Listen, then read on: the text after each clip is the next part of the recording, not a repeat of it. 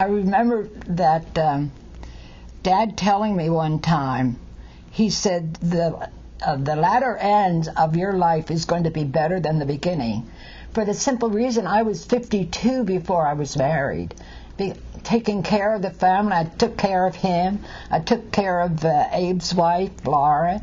And so it seems like it was my duty at that time to do for others. And then in 68, when I was living out, no, we were back here. My life is back and forth from Fort Wayne to Lansdale and all. But then in 68, when I got married, why, I met this man through Betty and Ted. They lived, or Ed lived out there in Fort Wayne. And it was through them that I got to know Ray. He would come into their home. And well, now I was living back in Pennsylvania, taking care of Laura. And so friends of ours, in fact it would be Betty's in-laws, called me one night and wanted to know if I wanted to correspond with Ray. He had just lost his wife and wanted to know if I would be interested.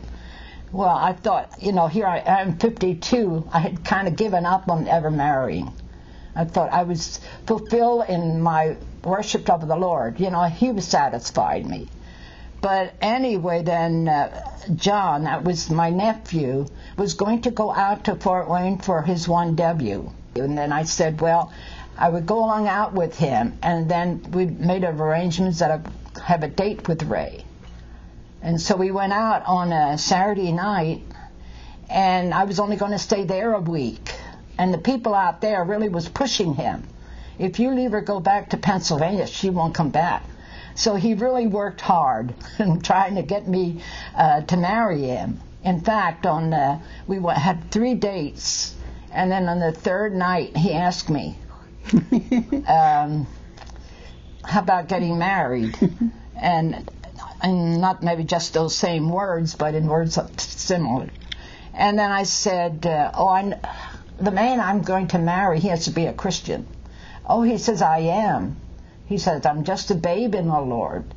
And I thought, well, that's good enough for me. I'm willing to learn more too, you know.